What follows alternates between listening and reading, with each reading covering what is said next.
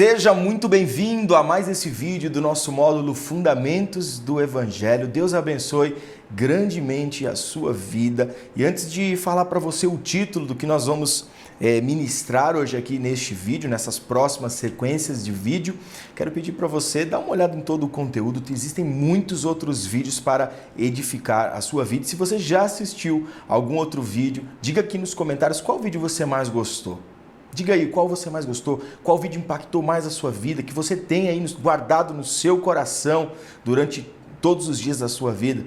Existem muitas ministrações que eu guardo no meu coração e levo ela comigo durante anos, muitas vezes até décadas, e ela permanece como se fosse nova, ela se renova no meu coração todos os dias. Então, vamos lá para o nosso vídeo sobre fundamentos do Evangelho e nós vamos falar sobre alicerces da aliança.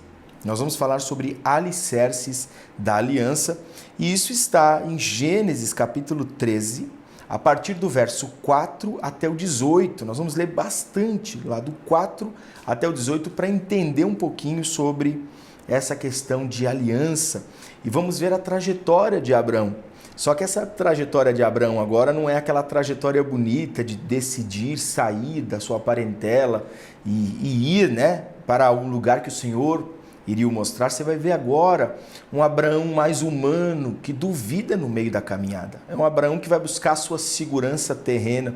Não é mais o Abraão que confiou plenamente em Deus e saiu com fé, com toda a coragem. Não é mais esse Abraão. O Abraão, a partir do verso 4 aqui, ele vai voltar para o seu lugar de origem, pedindo perdão e ressignificando a aliança para ele mesmo. Deus não mudou a aliança, né? Apenas Abraão estava ressignificando toda a aliança para ele mesmo. Eu vou abrir um pouco de antes, porque eu acredito que vale a pena a gente ler o capítulo 12 de Gênesis. Deixa eu abrir aqui. Pronto, Gênesis 12. E eu acredito que vale a pena a gente ler Gênesis 12 desde ali do verso, da metade do texto, mais ou menos, para que a gente possa entender o contexto que nós estamos aqui. Legal. Em Gênesis 12, logo no início, o Senhor chama Abraão e diz: Abraão, saia da tua parentela, da casa do teu pai e vá para uma terra que eu lhe mostrarei. Partiu Abraão, no verso 4 de Gênesis 12, partiu Abrão ainda, como lhe ordenara o Senhor, e Ló foi com ele. Abrão tinha 75 anos quando saiu de Harã.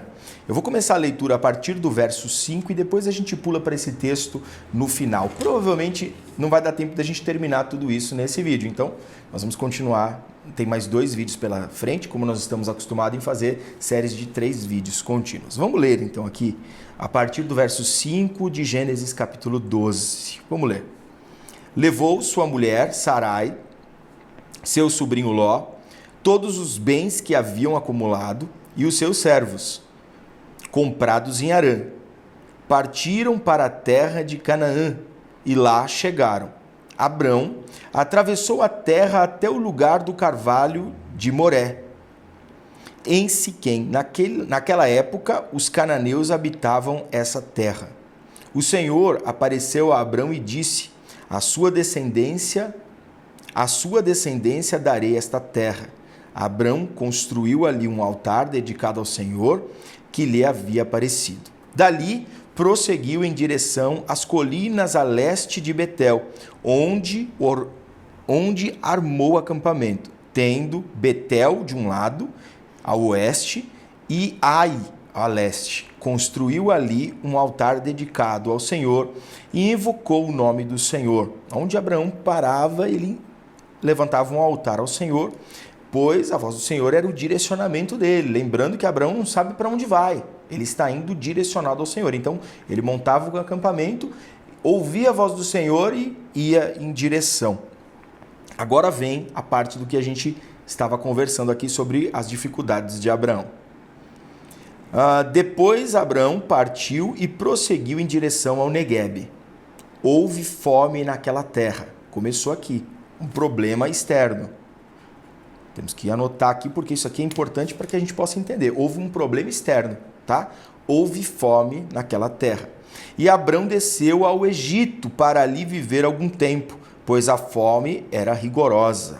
Conseguiu prestar atenção? Abraão muda de direção, ele erguia um altar e ele ia para onde o Senhor o direcionava. Agora ele vê a fome que está ali na região do Negueb e ele vai para o Egito para se livrar da fome ou superar a fome. Ele toma uma decisão olhando a dificuldade externa. Ele já não está mais levantando o altar e tomando a direção. Agora ele está olhando a dificuldade externa e está tomando uma direção rumo ao Egito. Quando estava chegando ao Egito, disse a Sarai, sua mulher: bem sei que você é bonita. Com certeza ele tem que falar que ela é bonita, a esposa dele, né?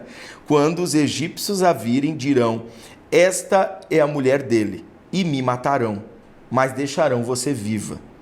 Diga que é minha irmã. Olha aí, ó, é o pai da fé.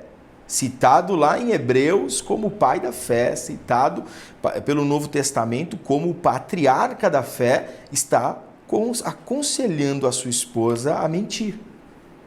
É complexo, né? Eu acho isso incrível na Bíblia, porque ela não esconde os erros de Abraão porque ele foi o pai da fé.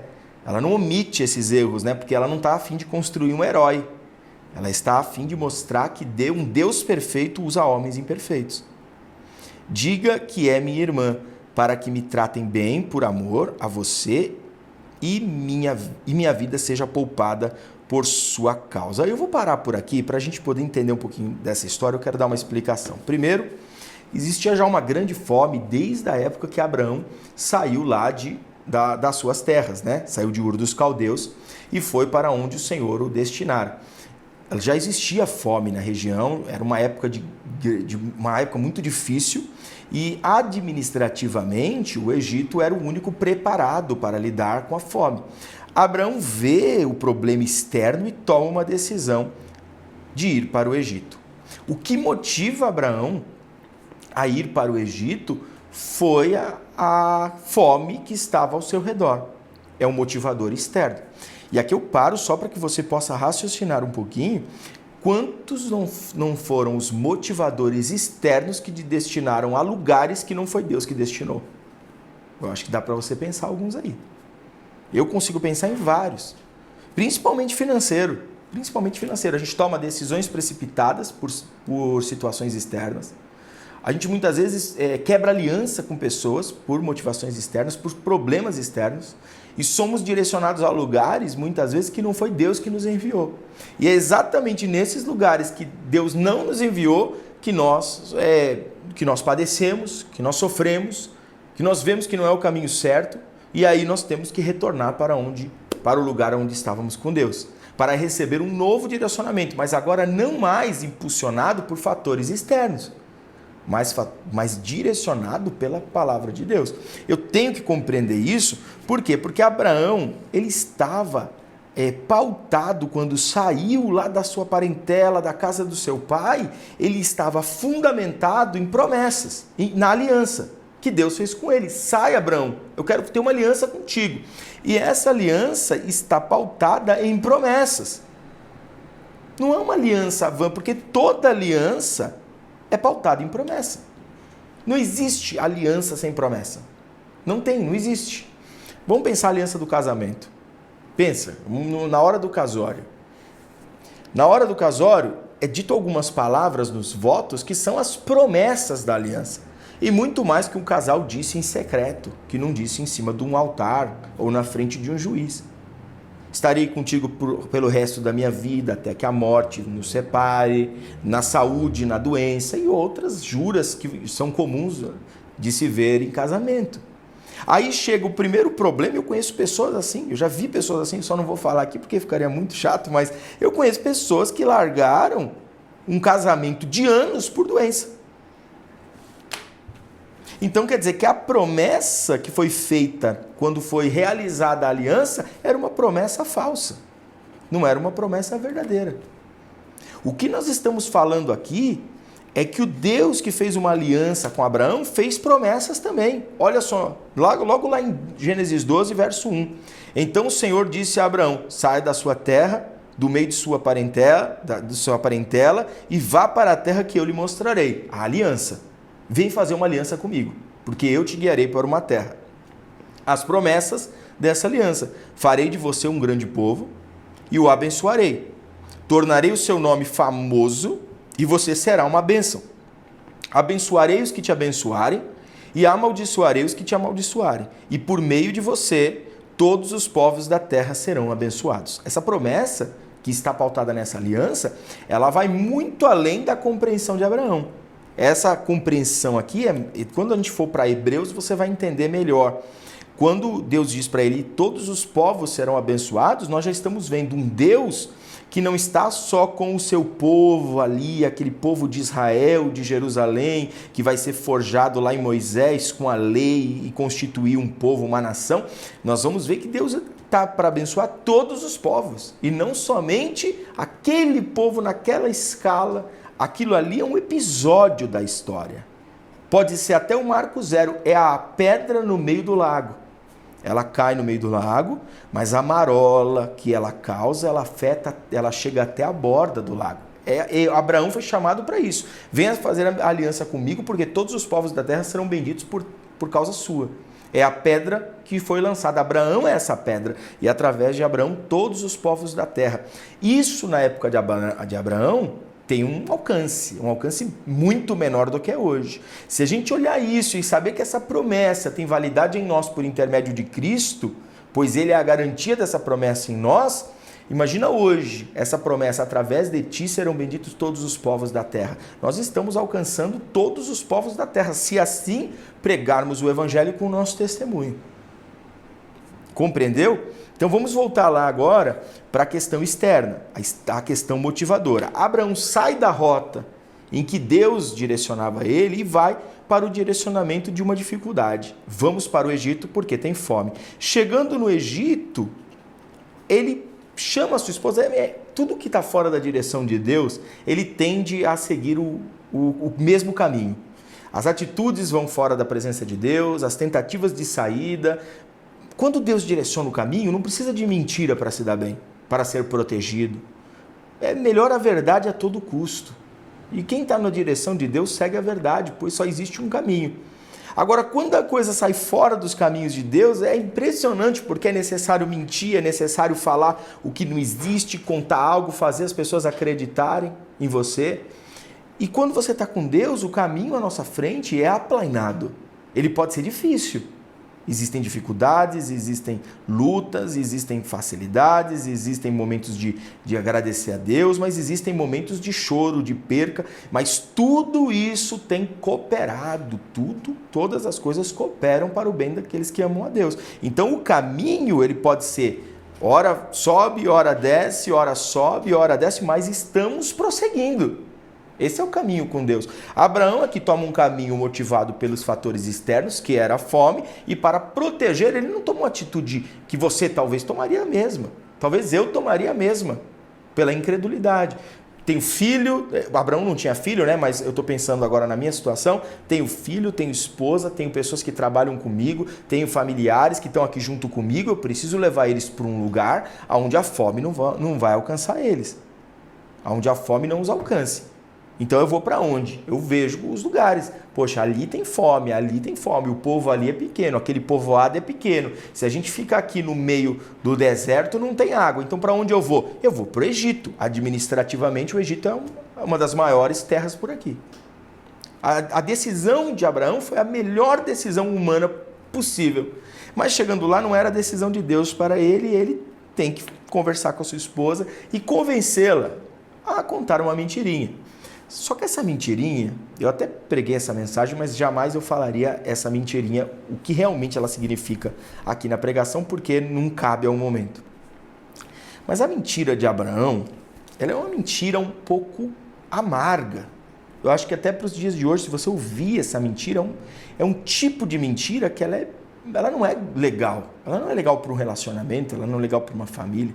A mentira de Abraão conduzia a seguinte questão: diga que é minha irmã e não minha esposa. Diga que você é descomprometida, para que assim alguns egípcios te tomem como mulher, mas não me mate. Porque se for ao contrário disso, eles vão te tomar como mulher e vão me matar.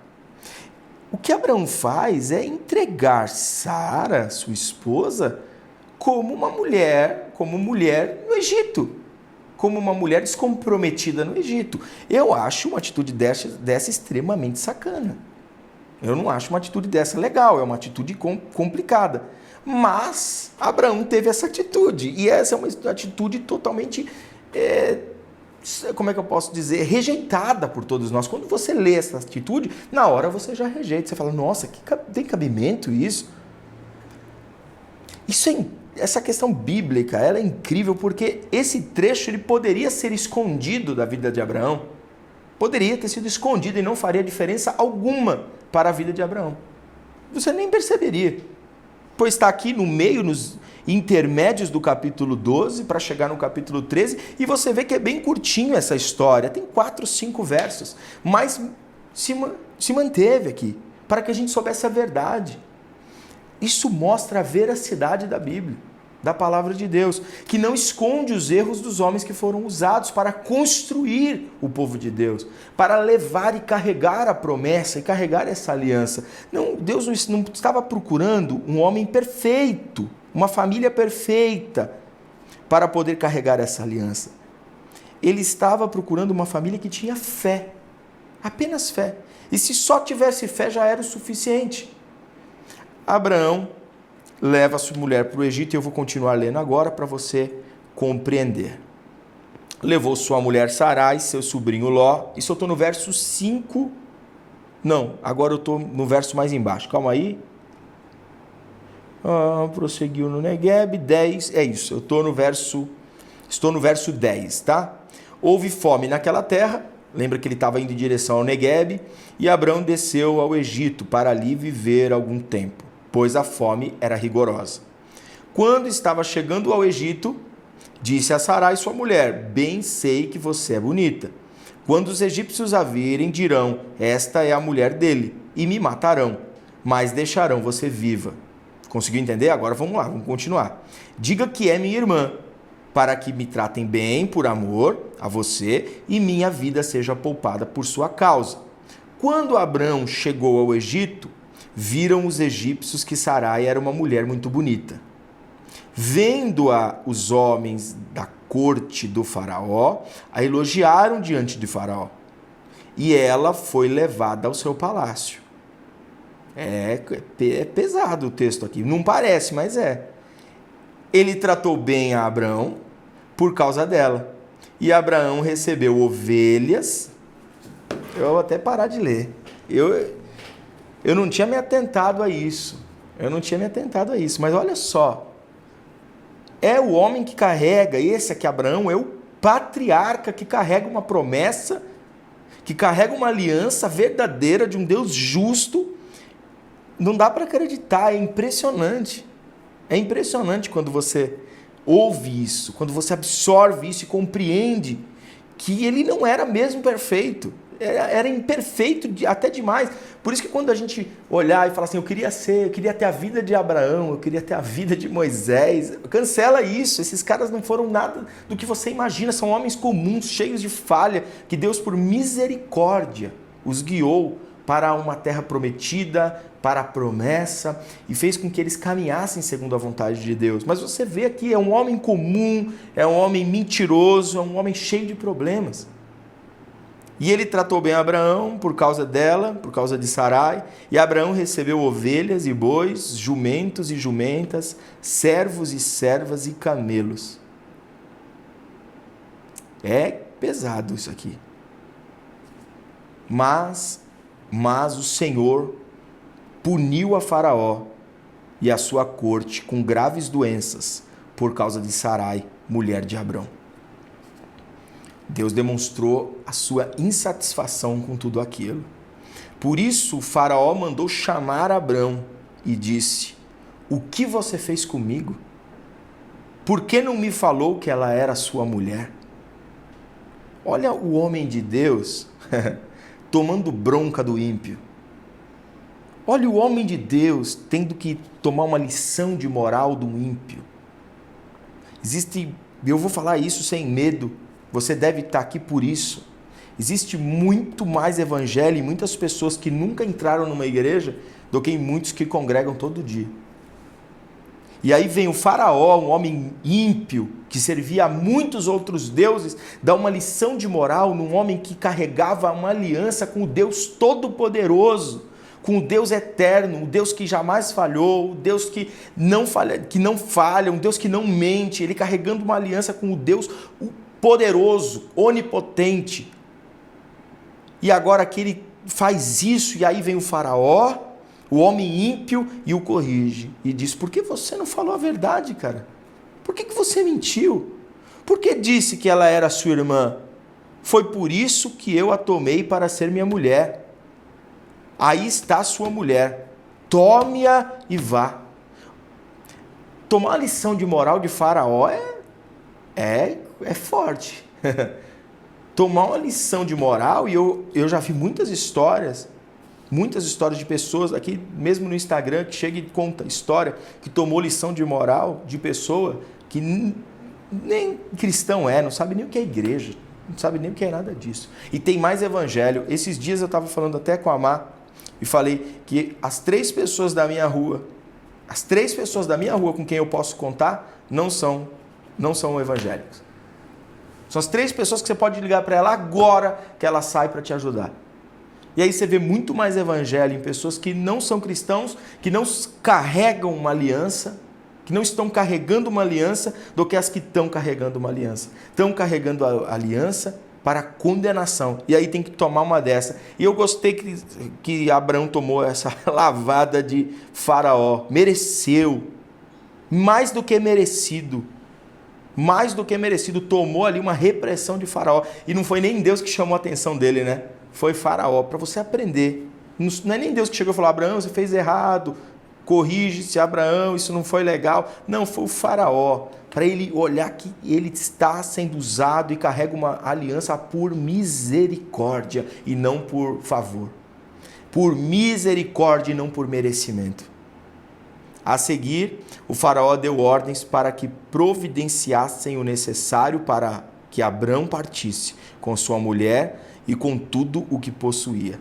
O faraó ainda deu tudo o que ele precisava para poder sair. Ainda ajudou ele a sair. Eu vou continuar lendo 13, os primeiros versos, só para você entender. Saiu, pois, Abrão do Egito e foi para o Neguebe de novo. Ele voltou lá para o Neguebe. Lembra que ele saiu do Neguebe por causa da fome e foi para o Egito. Agora ele sai do Egito e volta lá para o Neguebe com sua mulher e com tudo que possuía. E Ló foi com ele. Abraão tinha enriquecido muito, tanto em gado como em prata e ouro. Eu vou parar aqui para te explicar. No Egito, no tempo que ele permaneceu no Egito, Abraão enriqueceu. Aqui está dizendo, ó, enriqueceu em prata, em ouro e gado. Humanamente, a maioria das pessoas iriam olhar essa atitude de Abraão de ir para o Egito, e quando ele saísse mais rico, iam olhar e falar, Abraão fez o certo. Abraão fez o correto. Ele fez correto em deixar o Neguebe e ir para o Egito. Olha só, ele está mais rico em ouro, mais rico em prata e mais rico em gado. Pô, Abraão enriqueceu no Egito. Então o Egito não foi tão ruim assim, mesmo ele tendo mentido, mesmo ele tendo sido um homem totalmente injusto com a sua família, mesmo ele tendo sido um mentiroso e passado desaprovado diante de Deus, e enriqueceu. E aqui eu quero parar para falar para você. Riqueza não é sinal de bênção de Deus. Se você já viu algum vídeo, alguém chegar para você e falar, olha lá como Deus está me abençoando, seja fiel, que olha só o que Deus está fazendo em minha vida, pode ter certeza, escreva isso, marque, toda aquela riqueza pode ser sinal de trabalho, pode ser sinal de esforço, pode ser sinal de muito estudo, pode ser sinal de roubo, de injustiça, mas não é sinal de bênção. A riqueza que Deus nos dá pelas bênçãos de suas mãos não tem a ver com a riqueza terrena.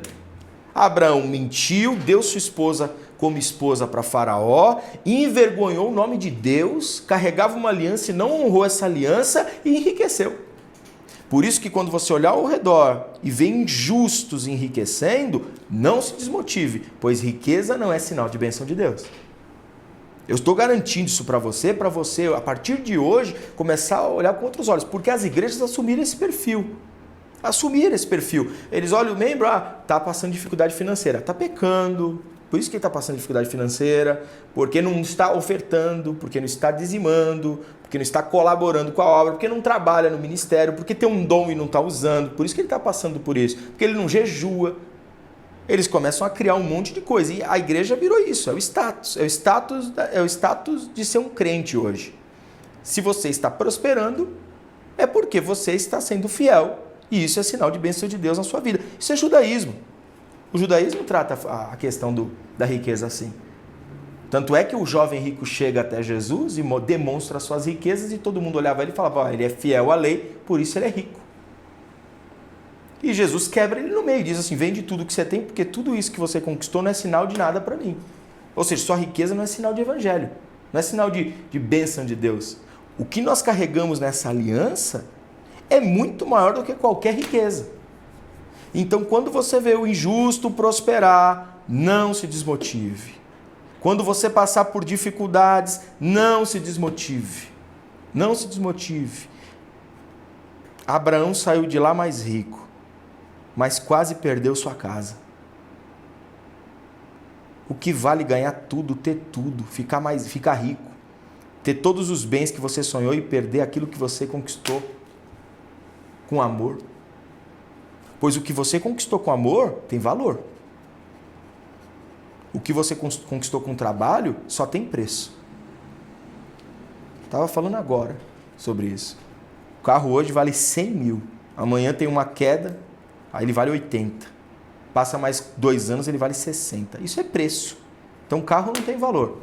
Eu comprei um carro porque Deus está me abençoando. Não.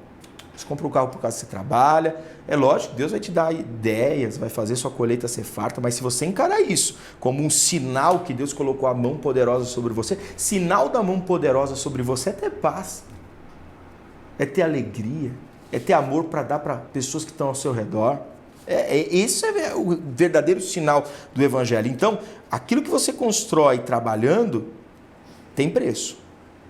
Comprou computador novo para a empresa, montou uma empresa, comprou um prédio, comprou uma casa, comprou o que for, tem preço. Só preço, nada mais. Agora, valor é aquilo que a gente conquista sem dinheiro. Se você conquistou a esposa com dinheiro, ela só tem preço, ela não vale nada. Agora, se você conquistou sua esposa com um dia saída na juventude, McDonald's, conquistou o amor, a confiança dos seus filhos, pode ter certeza que não foi com dinheiro. Eu dou um dinheirinho pro meu filho, ele me reconhece como pai. Está fazendo errado, já pode cancelar isso agora. Você está fazendo seu filho entender que ele vale, que ele tem um preço a ser pago. Conquista o seu filho com conversa, atenção, proximidade, amor, doando tudo que você tem, não é doando 10 minutos do seu dia, tudo que você tem. Tudo. Pare de falar com quem for, vai entregar o dia pro seu filho. Agora, você não é nem casado, e nem tem filhos, comece a pensar, a conquistar aquilo que tem valor, porque o que tem preço vem e vai. O que tem valor permanece. O dia que você estiver numa cama, quem vai permanecer do seu lado? É quem viu em você valor. Porque quem viu em você apenas um preço, vai te abandonar. Abraão saiu com aquilo que tem preço, mas quase perdeu a sua família. Não diz a Bíblia aqui a respeito da relação dele com Sarai. Eu acho que ela não ficou tão feliz, não. Eu acho que ela não saiu de lá satisfeita. Quem sairia? Quem sairia? Eu paro aqui para o próximo vídeo. A gente vai falar um pouquinho sobre o que acontece depois disso. Abraão vai voltar para o altar e pedir direcionamento de Deus. E aí vai vir a separação de Ló e Abraão. Nós vamos falar sobre isso no próximo vídeo, tá bom?